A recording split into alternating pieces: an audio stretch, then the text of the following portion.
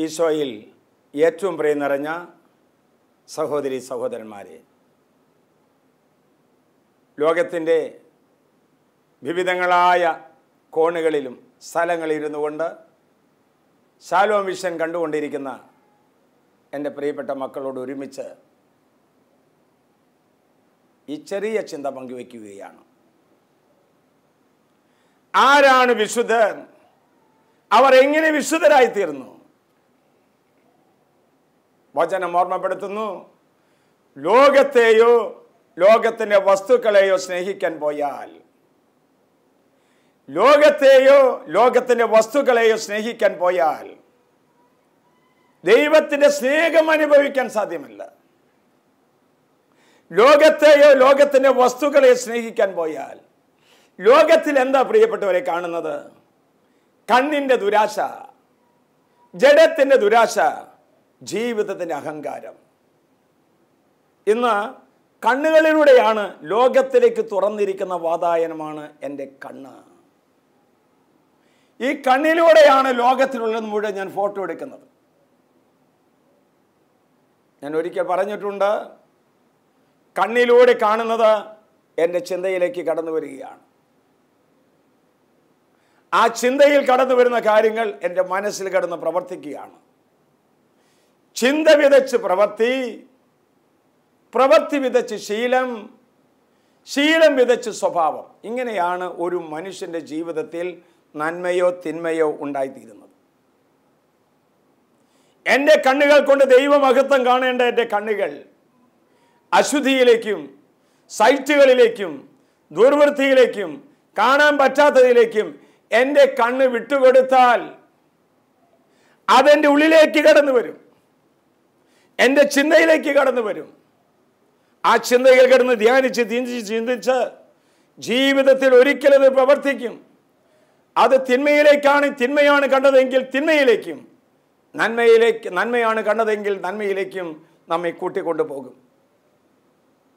ലോകത്തിലുള്ള വസ്തുക്കളിൽ നിന്ന് വിട്ടുമാറി ദൈവം കാണിച്ചു തരുന്നു മാത്രം കാണാനും, ദൈവം ചിന്തിക്കുന്നു മാത്രം ചിന്തിക്കാനും സമയവും സൗകര്യവും കണ്ടെത്തിയവരാണ് വിശുദ്ധർ.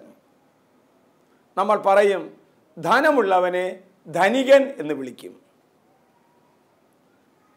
കോടി പണമുള്ളവനെ കോടീശ്വരൻ എന്ന് വിളിക്കും, ലക്ഷം ഉള്ളവനെ ലക്ഷപ്രഭു എന്ന് വിളിക്കും, വിശുദ്ധിയുള്ളവനെ വിശുദ്ധൻ എന്ന് വിളിക്കും, പുണ്യമുള്ളവനെ പുണ്യവാൻ എന്ന് വിളിക്കും. എന്നോടൊപ്പം നിങ്ങൾ ചിന്തിക്കുന്നുണ്ടെന്ന് ഞാൻ വിശ്വസിക്കുന്നു. ധനമുള്ളവനെ ധനികനെന്നും ലക്ഷങ്ങളുള്ളവനെ ലക്ഷപ്രഭു എന്നും കോടിയുള്ളവനെ കോടീശ്വരൻ എന്നും വിളിക്കുമെങ്കിൽ വിശുദ്ധിയുള്ളവനെ വിശുദ്ധനെന്നും പുണ്യമുള്ളവനെ പുണ്യവാൻ എന്നും വിളിക്കുന്നു. ഓരോ വിശുദ്ധന്റെയും നോട്ടം, അവൻ്റെ വാക്ക്, അവൻ്റെ പ്രവൃത്തി, അവൻ്റെ കഴിവുകൾ, അവൻ്റെ ചിന്തകൾ, അവൻ്റെ വികാരങ്ങൾ വിശുദ്ധിയെ വിതരണം ചെയ്യുന്നതാണ്, വിശുദ്ധിയെ പ്രക്ഷേപണം ചെയ്യുന്നവരാണ്.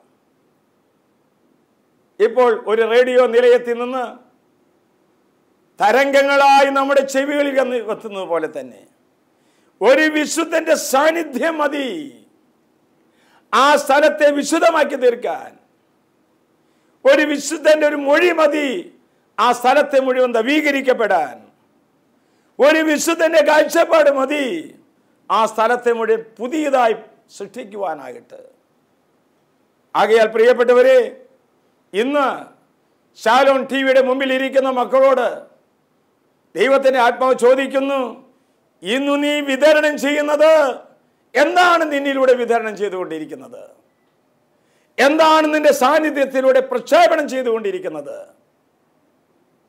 നന്മയാണെങ്കിൽ ഒരു പറ്റം ആളുകളെ നന്മയിലേക്ക് നയിക്കും, തിന്മയാണെങ്കിൽ ഒരു പറ്റം ആളുകളെ തിന്മയിലേക്ക് നയിക്കും.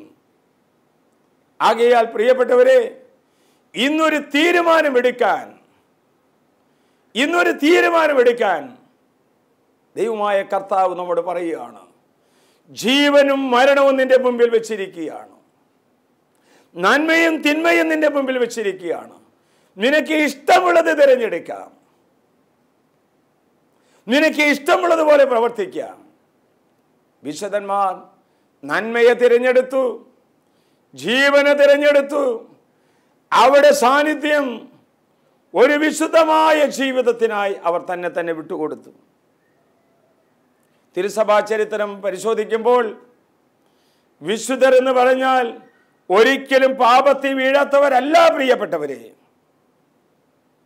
പാപത്തിൽ വീണിട്ട് അതിൽ നിന്ന് പിന്തിരിഞ്ഞതിന് ശേഷം ഒരിക്കലും ആ പാപത്തിലേക്ക് തിരിച്ചു പോകാത്തവരാണ് വിശുദ്ധന്മാർ എന്ന് പറയുന്നത്. ഭൂമിയിൽ ജീവിച്ചിരുന്നപ്പോൾ സ്വർഗത്തെ ലക്ഷ്യമാക്കി ജീവിച്ചവരാണവർ. പ്രിയപ്പെട്ടവരെ, ഭൂമിയിൽ ജീവിക്കുമ്പോൾ സ്വർഗത്തിൽ കണ്ണും നട്ടുകൊണ്ട് ജീവിക്കുന്ന മനുഷ്യർ നമ്മുടെ മധ്യത്തിലും കാണാറില്ലേ? ചില ആളുകളെ കാണുമ്പോൾ എന്തൊരു വിശുദ്ധമായ ജീവിതമാണ് അവർ നയിക്കുന്നത്, എത്ര സ്നേഹമായാണ് അവർ പെരുമാറുന്നത്, അവിടെ സഹനങ്ങളുടെ നടുവിൽ എങ്ങനെയാണ് അവർ ദൈവത്തെ മഹത്വപ്പെടുത്തുന്നത് എന്ന് നീ ജീവിക്കുന്ന നിന്റെ സമൂഹത്തിൽ, നീ ഇടപെടുന്ന സഹോദരങ്ങളിൽ നീ കണ്ടുമുട്ടിയിട്ടില്ലേ പ്രിയപ്പെട്ട സഹോദര സഹോദരി? എൻ്റെ പ്രിയപ്പെട്ടവരെ, സ്വന്തം ആത്മരക്ഷയോടൊപ്പം അവരൻ്റെ ആത്മരക്ഷയും ശ്രദ്ധിക്കുന്നവരാണ് വിശുദ്ധന്മാർ എന്ന് പറയുന്നത്.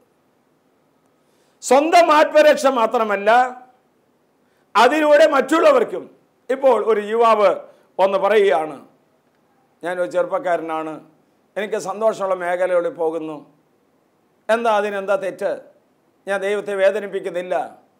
എൻ്റെ പ്രിയപ്പെട്ടവരെ, നീ ഈ സുഖത്തിൻ്റെ മേഖല തിരഞ്ഞെടുക്കുമ്പോൾ ഇത് കണ്ട് മറ്റാരെങ്കിലും തിന്മയിലേക്ക് പോകാൻ ഇടവരുന്നുണ്ടോ? അല്ലെങ്കിൽ വിവാഹം കഴിഞ്ഞ ഒരാൾ ആവശ്യമില്ലാത്ത മെസ്സേജ് വിട്ടു. ഈ കഴിഞ്ഞ ദിവസങ്ങളിൽ ഒരു കുടുംബം വരികയുണ്ടായി. വിവാഹം കഴിഞ്ഞ് 2 മക്കളായി. പഴയ ഒരു കാമുകന് തൻ്റെ ഭാര്യ ഒരു മെസ്സേജ് വിട്ടതാണ്, അലക്ഷ്യമായി വിട്ടതാണ്. ഭർത്താവ് കാണാനിടയായി, ഒത്തിരിയേറെ വേദനിച്ചു. അവർ 2 പേരും ഇവിടേക്ക് വരികയുണ്ടായി. ഞാൻ പറഞ്ഞു, ടു ഫർഗീവ് ആൻഡ് ഫർഗെറ്റ്. അവരോട് പറഞ്ഞു, നിന്റെ ഭർത്താവിന് വേദന നടത്തുന്ന ഒരു കൊച്ചു വാക്കുപോലും നിന്നിൽ നിന്നുണ്ടാകരുത്. അവർ തമാശയ്ക്ക് ചെയ്തതാണ് എന്ന് വരികിൽ തന്നെയും അത് ആ ഹൃദയത്തെ വേദനിപ്പിച്ചു. വിശുദ്ധമായ ജീവിതത്തിൽ എപ്പോഴും എൻ്റെ സുഖത്തോടൊപ്പം തന്നെ അവരനെയും സുഖത്തിലേക്ക് കൂട്ടിക്കൊണ്ടുവരാൻ, എൻ്റെ സമ്പത്തിനോടൊപ്പം അവരനെയും സമ്പന്നനാക്കി തീർക്കാൻ അവർ ശ്രമിക്കുന്നത് ഞാൻ കണ്ടുമുട്ടിയിട്ടുണ്ട്. ഇപ്പോൾ മാതാപിതാക്കന്മാർ തങ്ങളുടെ സുഖത്തിനു വേണ്ടി മക്കളെ വഴക്ക് പറയുക, ചുമ്മാ വഴക്ക് പറയുക. പക്ഷെ മാതാപിതാക്കന്മാർ അവിടെ നന്മയ്ക്ക് വേണ്ടിയാണെന്ന് അവർക്ക് ബോധ്യം വേണ്ടേ?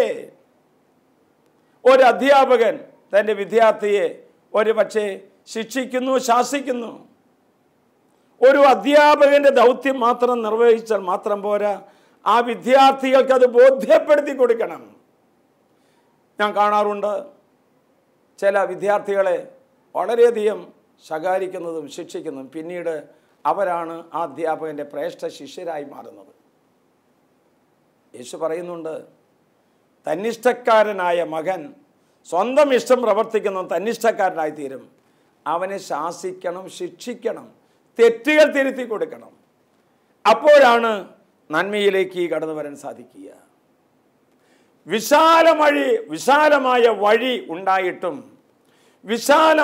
വഴി ഉണ്ടായിട്ടും ഇടുങ്ങിയ വഴിയിലൂടെ പോകുന്നവരാണ് വിശുദ്ധന്മാർ എന്ന് പറയുന്നത്. പ്രിയപ്പെട്ടവരെ, സുഖസമ്പുഷ്ടമായ വിഭവസമൃദ്ധമായ വിരുന്ന് അത് വേണ്ടെന്ന് വെക്കുകയാണ് ചിലർ.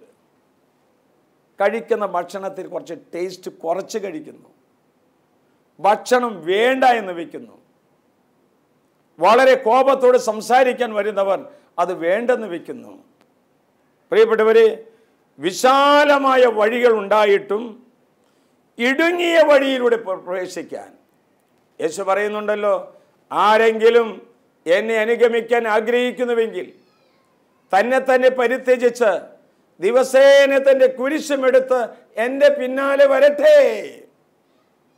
കുരിശുമെടുത്തുകൊണ്ട് പിന്നാലെ വരാൻ, ഇടുങ്ങിയ വഴിയുടെ കടന്നു വരാൻ, വളരെ സന്തോഷം കൊണ്ടവരാണ് വിശുദ്ധരും വിശുദ്ധാത്മാക്കളും എന്ന് മനസ്സിലാക്കുക.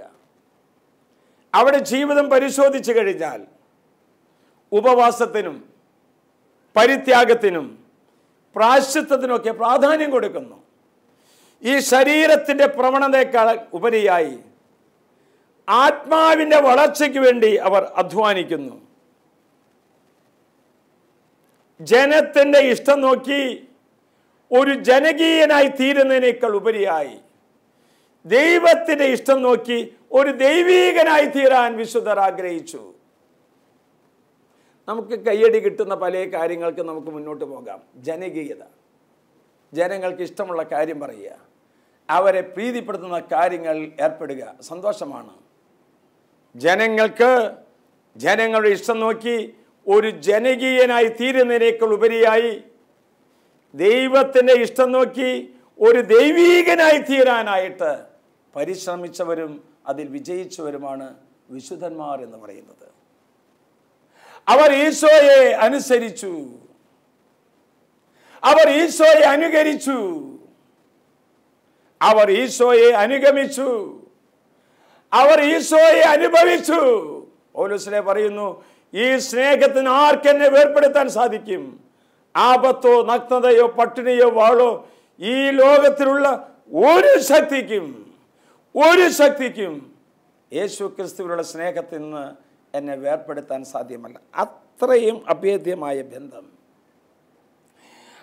കർത്താവ് പറയുന്നതനുസരിച്ച്, കർത്താവിനെ അനുഗമിച്ച്, കർത്താവിൻ്റെ പിന്നാലെ നടക്കുന്നതിൽ ആനന്ദം കണ്ടെത്തുകയാണ്.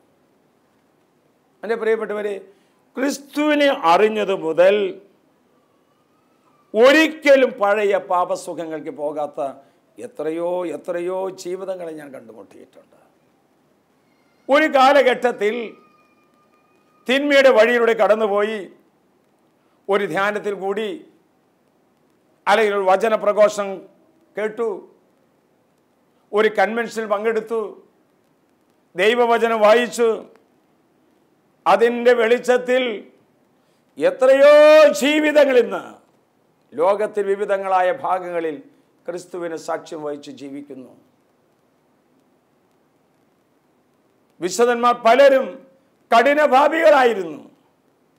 പക്ഷേ ക്രിസ്തുവിനെ അറിഞ്ഞ നിമിഷം മുതൽ 10 ഇരട്ടി വേഗതയോടെ നഷ്ടപ്പെടുത്തിയ സമയം, നഷ്ടപ്പെടുത്തിയ ആരോഗ്യവും വീണ്ടും കർത്താവിന് സമർപ്പിച്ച് മുന്നോട്ട് നീങ്ങുന്ന വിശുദ്ധാത്മാക്കളെയാണ് തിരുസഭ ചരിത്രത്തിൽ നമ്മൾ കണ്ടുമുട്ടുന്നത്. അവർ താമസിച്ച മുറിയും അവർ കിടന്ന പായയും അവർ ഉപയോഗിച്ച വസ്തുക്കളും സ്വർഗത്തിന് വിലയുള്ളതായി കണ്ടു. അവർ ഉപയോഗിച്ച മുറിയും അവർ കിടന്ന പായയും അവർ ഉപയോഗിച്ച വസ്തുക്കളുമെല്ലാം സ്വർഗം വിലയുള്ളതായി കണ്ടു. സ്വർഗം വിലയുള്ളതായി കണ്ടു. അവന്റെ അസ്ഥികൾ പോലും സൂക്ഷിക്കപ്പെടുന്നു, ഇന്ന് തിരുശേഷിപ്പുകളായി മാറുന്നു. പ്രിയപ്പെട്ടവരെ, ഇന്ന് ഇവിടെയായിരിക്കുന്ന സർവമക്കളോടും ദൈവമായ കർത്താവ് പറയുന്നു, ലോകസ്ഥാപനത്തിന് മുൻപേ നിർമ്മലരും നിഷ്കളങ്കരും വിശുദ്ധരുമായി തീരാൻ വേണ്ടിയിട്ടാണ് ദൈവം നമുക്ക് ജന്മം നൽകിയിരിക്കുന്നത്. ലോകസ്ഥാപനത്തിന് മുൻപേ നിർമ്മലരും നിഷ്കളങ്കരും വിശുദ്ധരുമായി തീരാൻ വേണ്ടിയിട്ടാണ് ദൈവമായ കർത്താവ് ജീവിക്കാൻ നമ്മെ അനുവദിക്കുന്നത്. നമ്മളെക്കാൾ എത്രയോ നല്ല ജീവിതങ്ങൾ നമുക്ക് മുമ്പേ പോയിട്ടുണ്ട്. പിന്നെ എന്തുകൊണ്ടാണ് സഹോദര സഹോദരി നിന്നെ ജീവിക്കാൻ അനുവദിക്കുന്നത്? വചനം പറയുന്നു, നിനക്ക് വേണ്ടി, നീ ദൈവത്തിൻ്റെ കരവേലയാണ്, നിനക്ക് വേണ്ടി മാത്രം ചെയ്യാൻ കുറേ സത്പ്രവർത്തികൾ ദൈവമായ കർത്താവ് നമുക്ക് ഓരോരുത്തർക്കും മാറ്റി വെച്ചിട്ടുണ്ട്. അത് ഞാൻ തന്നെ നിർവഹിക്കണം. എന്നിലൂടെ അത് നിർവഹിക്കപ്പെടേണ്ടിയിരിക്കുന്നു. ജീവിച്ചിരുന്നപ്പോൾ മരണത്തെക്കുറിച്ച് അവർ സ്വപ്നം കണ്ടു. ജീവിച്ചിരുന്നതിന് ശേഷവും അനേകം മക്കൾക്ക് പ്രചോദനം നൽകുന്ന വലിയ സജീവ സാക്ഷ്യങ്ങളായിട്ട് വിശുദ്ധന്മാർ രൂപാന്തരം പ്രാപിച്ചു. ഇന്ന് ആ വിശുദ്ധന്മാരൊക്കെ നമ്മോട് പറയുന്നത് ഇതാണ്: ഞങ്ങൾക്കൊക്കെ വിശുദ്ധരാകാമെങ്കിൽ നിനക്കും വിശുദ്ധനായി തീരാം. ഒരു മരിയ ഗോരത്തി, ഒരു ഡൊമിനിക് സാവിയോ, ഒരു അലോഷ്യസ് ഗൊൺസാഗ, ഒരു വിശുദ്ധനായ ബെർക്കുമാൻസ്, ഒരു ഡോൺ ബോസ്കോ, ഒരു വിശുദ്ധനായ ചാവറ പിതാവ്, ഒരു അൽഫോൻസമ്മ, ഒരു വിശുദ്ധയായ എപ്രാസിയമ്മ, ഇവർക്കൊക്കെ വിശുദ്ധരായി തീരാമെങ്കിൽ നമുക്കും വിശുദ്ധരായി തീരാം. എൻ്റെ പ്രിയപ്പെട്ടവരെ, വിശുദ്ധർക്ക് ഒത്തിരിയേറെ വേദനകൾ ഉണ്ടായിരുന്നു. വിശുദ്ധർക്ക് ഒത്തിരിയേറെ അധ്വാനങ്ങൾ ഉണ്ടായിരുന്നു. വിശുദ്ധർ ഒത്തിരിയേറെ കരഞ്ഞിട്ടുണ്ട്. അവർ വേദനിച്ചത് അവിടെ സുഖത്തിന് വേണ്ടിയിട്ടല്ല, അംഗീകാരം കിട്ടാത്തതുകൊണ്ടല്ല. അവർ അധ്വാനിച്ചത് മാനുഷികമായ പ്രശസ്തിക്കോ പ്രതാപത്തിനു വേണ്ടിയിട്ടല്ല. അവർ കരഞ്ഞത് അവർക്ക് നഷ്ടപ്പെട്ടു പോയ, കിട്ടാതെ പോയ സുഖ സൗകര്യങ്ങളെ കുറിച്ചിട്ടല്ല. അവർ കരഞ്ഞതും അവർ വേദനിച്ചതും നഷ്ടപ്പെട്ടു പോകുന്ന ആത്മാക്കൾക്ക് വേണ്ടിയിട്ടുള്ളതായിരുന്നു. സ്വർഗത്തിൽ നിന്ന് അകന്നു പോകുന്ന ഓരോ ആത്മാക്കൾക്കും വേണ്ടിയിട്ടായിരുന്നു അവിടെ കരച്ചിൽ. അത്ഭുതമായിട്ട് അവർ മരിച്ച് ഈ ലോകത്തോട് യാത്ര പറഞ്ഞു പോയിട്ടും ഇന്നും അത്ഭുതങ്ങൾ പ്രവർത്തിക്കുകയാണ്. ജൂലൈ 3-ാം തീയതി വിശുദ്ധ തോമാശ്ലീഹയുടെ തിരുനാൾ നമ്മൾ ആഘോഷിച്ചു. മൈലാപ്പൂര് അവിടെ കടന്നു ചെന്നപ്പോൾ അവിടെ ഉണ്ടായിരുന്ന ഒരു ഗാർഡ്, ഒരു വാച്ച്മാൻ, സൂക്ഷിപ്പുകാരൻ എന്നോട് പറഞ്ഞു, ഈ മുറിയിലാണ് തോമാശ്ലീഹ പ്രാർത്ഥിച്ചത്. ഈ ഗുഹയിലിരുന്നാണ്. ഈ ഗുഹയിലിരുന്ന് പ്രാർത്ഥിക്കുന്ന സമയത്ത് തന്നെ ആക്രമിക്കാനായിട്ട് കുറേ ശത്രുക്കൾ ശൂലവുമായിട്ട് കടന്നു വരുന്നു. ഇതിൻ്റെ അറിയിപ്പ് കിട്ടിയ മാത്രയിൽ തോമാശ്ലീഹ ആ പാറയുടെ മുകളിൽ കരങ്ങളിങ്ങനെ അമർത്തി വെച്ചിട്ട് ഇങ്ങനെ പ്രാർത്ഥിച്ചു എന്ന്, എൻ്റെ ഉള്ളിൽ വസിക്കുന്ന ത്രിത്വൈക ദൈവമേ, ഞങ്ങളെ നയിച്ചുകൊണ്ടിരിക്കുന്ന ദൈവിക സാന്നിധ്യമേ, നിന്റെ ദൈവിക ശക്തിയാൽ ഈ പാറ ഉരുകട്ടെ. ആ കൈവച്ച സ്ഥലം, ആ പാറ ഉരുകി അതിലൂടെ രക്ഷ പ്രാപിച്ചു എന്ന് പറഞ്ഞു കേട്ടപ്പോൾ ഞാൻ അത്ഭുതപ്പെട്ടു പോയി. പ്രിയപ്പെട്ടവരെ, വിശുദ്ധന്മാർ മരിച്ചാലും മരിക്കാത്ത വ്യക്തികളാണ്. നമ്മുടെ ഇടയിലൂടെ അവർ ഇന്നും നടന്നു നീങ്ങുന്നു, വലിയ വലിയ അത്ഭുതങ്ങളിലൂടെ, അത്ഭുത പ്രവൃത്തികളിലൂടെ. വിശുദ്ധനായ അന്തോനീസ് ഒരേ സമയത്ത് 2 സ്ഥലത്ത് പ്രത്യക്ഷപ്പെട്ടവനാണ്. ലിസ്ബണിലും പാതുവായിലും ഒരേ സമയം പ്രത്യക്ഷപ്പെട്ടു എന്ന് ചരിത്രം വായിക്കുമ്പോൾ നമുക്ക് മനസ്സിലാക്കാൻ സാധിക്കും. മരിച്ചിട്ടും മരിക്കാത്ത ചിരംജീവികളാണ് വിശുദ്ധന്മാർ. അവരുടെ പ്രവൃത്തികളിലൂടെ, സത്പ്രവൃത്തികളിലൂടെ ഇന്നും നമ്മുടെ ഇടയിലൂടെ അവർ ജീവിക്കുകയാണ്. പ്രിയപ്പെട്ടവരെ, പാപം ചെയ്യാൻ കഴിവുണ്ടായിട്ടും അത് ചെയ്യാത്തവൻ, തിന്മ ചെയ്യാൻ സാധ്യതയുണ്ടായിട്ടും അത് പ്രവർത്തിക്കാത്തവൻ, അവനാണ് ഈ വിശുദ്ധൻ എന്ന് പറയുന്നത്. എൻ്റെ കുപ്പിയിൽ, എൻ്റെ മുമ്പിൽ മദ്യക്കുപ്പിയും അലയ സുന്ദരിയായിരിക്കുന്ന ഒരു സ്ത്രീയും കൊണ്ടുവയ്ക്കുമ്പോൾ അത് വേണ്ട എന്ന് പറഞ്ഞുകൊണ്ട് ദൈവത്തിൻ്റെ പക്കലേക്ക് തിരിയാനായിട്ട് സാധിക്കണമെങ്കിൽ ഉള്ളിൽ ദൈവത്തിൻ്റെ പരിശുദ്ധാത്മാവ് വസിക്കണം. ഉള്ളിൽ ദൈവത്തിൻ്റെ പരിശുദ്ധാത്മാവിനെ ശക്തിപ്പെടുത്തണം. നമ്മെപ്പോലെ പ്രലോഭനങ്ങളും നമ്മെപ്പോലെ മോഹങ്ങളും സ്വപ്നങ്ങളും ഉണ്ടായിരുന്നെങ്കിലും ആ പ്രലോഭനങ്ങളെ അതിജീവിക്കാൻ, ആ മോഹങ്ങൾക്കപ്പുറത്ത് ദൈവത്തിൻ്റെ സ്നേഹം കൊണ്ടുവയ്ക്കാൻ, ആ സ്വപ്നങ്ങൾക്കപ്പുറത്ത് ദൈവിക സ്വപ്നം പൂത്തുവിടത്തേണ്ട ഒരു വ്യക്തിയാണെന്നുള്ള ആഴമായ ബോധ്യവും അതനുസരിച്ചുള്ള പ്രവൃത്തിയുമാണ് അവരെ വിശുദ്ധമായ ജീവിതം നയിക്കാൻ അവരെ പ്രേരിപ്പിച്ചത്. വിശുദ്ധനായ ഫിലിപ്പ് നേരിയുടെ ചരിത്രത്തിൽ അനേകം മരിച്ചവരെ ഉയർപ്പിച്ച വിശുദ്ധന്മാരിൽ ഒരാളാണ് ഫിലിപ്പ് നേരി. റോമിൻ്റെ അപ്പസ്തോലൻ എന്നാണ് അറിയപ്പെടുന്നത്. ജിയോവാനി ഫ്രാൻസിസ്കോ എന്ന് പറയുന്ന ഒരു 14 വയസ്സുകാരൻ വളരെ മരണവുമായി മല്ലടിക്കുന്നു. മരണത്തിൻ്റെ താഴ്വരയിൽ കിടന്ന് അലയുന്ന സമയത്ത് ആ കുഞ്ഞിൻ്റെ അമ്മ, ജിയോവാനിയുടെ അമ്മ, ഫിലിപ്പിനേരി പുണ്യവാൻ്റെ അടുത്തേക്ക് ചെല്ലുകയാണ്. ഫിലിപ്പിനേരി പുണ്യവാനോട് ഒരുമിച്ച് ജിയോവാനിയുടെ അടുത്തേക്ക് എത്തുകയാണ്. ഫിലിപ്പിനേരി പുണ്യവാൻ പറഞ്ഞു, അവന് വിശപ്പാണ്, അല്പം അപ്പവും വീഞ്ഞും കൊടുക്കുക. ഫിലിപ്പിനേരി പുണ്യവാൻ അവിടെ നിന്ന് ഒരു തവിക്കകത്ത് അല്പം വീഞ്ഞ് അവൻ്റെ ചുണ്ടോട് അടുപ്പിച്ചു. ജീവശ്വാസം മാത്രമേ ഉള്ളൂ. കൈകൾ അനങ്ങുന്നില്ല, കണ്ണുകളൊക്കെ അടച്ചിങ്ങനെ പൊട്ടിക്കിടക്കുന്ന ആ കുഞ്ഞിൻ്റെ 14 വയസ്സുകാരനായിരിക്കുന്ന ജിയോവാനിയുടെ ആ ചുണ്ടിൽ അല്പം 2 തുള്ളി വീഞ്ഞ് കൊടുത്തു എന്ന് ചരിത്രം രേഖപ്പെടുത്തിയിരിക്കുന്നു. വീഞ്ഞല്ല, ഫിലിപ്പിനേരിയുടെ കരങ്ങൾ അവനെ സ്പർശിച്ചു. തൽക്ഷണം അവൻ അത്ഭുതകരമായ വിധത്തിൽ ആ രോഗത്തിൽ നിന്ന് മരിച്ചു എന്ന് പറഞ്ഞ മനുഷ്യൻ എഴുന്നേറ്റ് വരുന്ന കാഴ്ചയാണ് കാണുന്നത്. പ്രിയപ്പെട്ടവരെ, വിശുദ്ധന്മാർ അത്ഭുത പ്രവർത്തികൾ ചെയ്തത് അവരുടെ ഉള്ളിൽ നിറഞ്ഞിരുന്ന വിശുദ്ധി കൊണ്ട്, അവിടെ ഉള്ളിൽ നിറഞ്ഞിരുന്ന ദൈവിക സാന്നിധ്യം കൊണ്ടാണ് ഈ അത്ഭുതങ്ങൾ പ്രവർത്തിക്കാനായിട്ട് ഇടയായത്. ഇന്ന് ദൈവമായ കർത്താവ് പറയുന്നു, നിന്നിലൂടെ ഒത്തിരിയേറെ അത്ഭുതങ്ങൾ പ്രവർത്തിക്കാൻ വേണ്ടിയിട്ടാണ് ദൈവമായ കർത്താവ് നിന്നെ തിരഞ്ഞെടുത്ത് ഇന്ന് ജീവിക്കാനായിട്ട് അനുവദിക്കുന്നത്.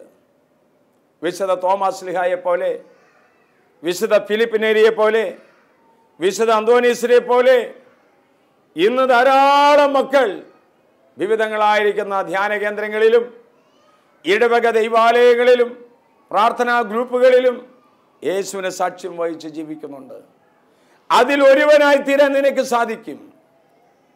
വിശുദ്ധന്മാർ രോഗികളായിരുന്നു, എന്നിട്ടും അവർ വിശുദ്ധരായി. അവർ ദരിദ്രരായിരുന്നു, എന്നിട്ടും അവർ വിശുദ്ധരായി തീർന്നു.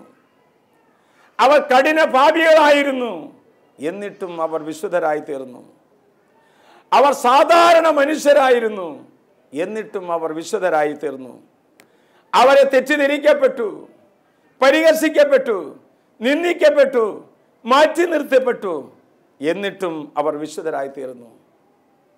അവർ പ്രാർത്ഥനയുടെ മനുഷ്യരായി മാറി. യേശുവിൽ പ്രിയപ്പെട്ടവരെ, യേശുവിനെ ഹൃദയത്തിലും യേശുവിനെ ചിന്തയിലും യേശുവിനെ മനസ്സിലും സംവഹിച്ചുകൊണ്ട് നടന്നുകൊണ്ട് ദൈവം കാണിച്ചു തരുന്ന വഴിയുടെ കടന്നു നീങ്ങുവാൻ ദൈവമായ കർത്താവ് നമ്മെ മാടി വിളിക്കുകയാണ്. കാവൽ മാലാഖമാർ ഓരോ വിശുദ്ധന്മാർക്ക് ചുറ്റും കാവൽ നിൽക്കുകയാണ്. ജോബിൻ്റെ പുസ്തകം 1:10, അവനും അവൻ്റെ സമ്പത്തിനും അവൻ്റെ മക്കൾക്ക് ചുറ്റും കർത്താവ് സംരക്ഷണ മുദ്ര കുത്തിയിരിക്കുന്നു, സംരക്ഷണം നൽകുന്നു. മാത്രവുമല്ല, അവൻ്റെ എല്ലാ അധ്വാനങ്ങളെയും പരിശ്രമങ്ങളെയും അവിടുന്ന് അനുഗ്രഹിക്കുന്നു. നമുക്ക് കണ്ണുകളടയ്ക്കാം, കരങ്ങൾ കൂപ്പാം. കർത്താവേ, ഒരു വിശുദ്ധമായ ജീവിതത്തിന് വേണ്ടി എന്നെ പേര് ചൊല്ലി വിളിച്ചതിന് ഓർത്ത് നന്ദി പറയുന്നു. ഓരോ ക്രൈസ്തവനും വിശുദ്ധമായ ജീവിതം നയിച്ച് യേശുവിനെ അറിഞ്ഞ് സ്നേഹിച്ച് നിത്യാനന്ദം പ്രാപിച്ച് ദൈവത്തെ മഹത്വപ്പെടുത്തുവാൻ ഇടപെടുത്തണമേ. ഈ ജീവിക്കുന്ന കാലം എത്രയും ദൈവസ്നേഹം അനുഭവിച്ച് യേശുവിന് സാക്ഷ്യം വഹിക്കുന്ന ആത്മാക്കളെക്കുറിച്ച് തീക്ഷ്ണതയുള്ള ഒരു പാലകനായി, ഒരു മകനായി, ഒരു മകളായി, ഒരു കുടുംബമായി, സമൂഹമായി എന്നെയും എൻ്റെ തലമുറയെയും രൂപാന്തരപ്പെടുത്തണമേ. ആമേൻ.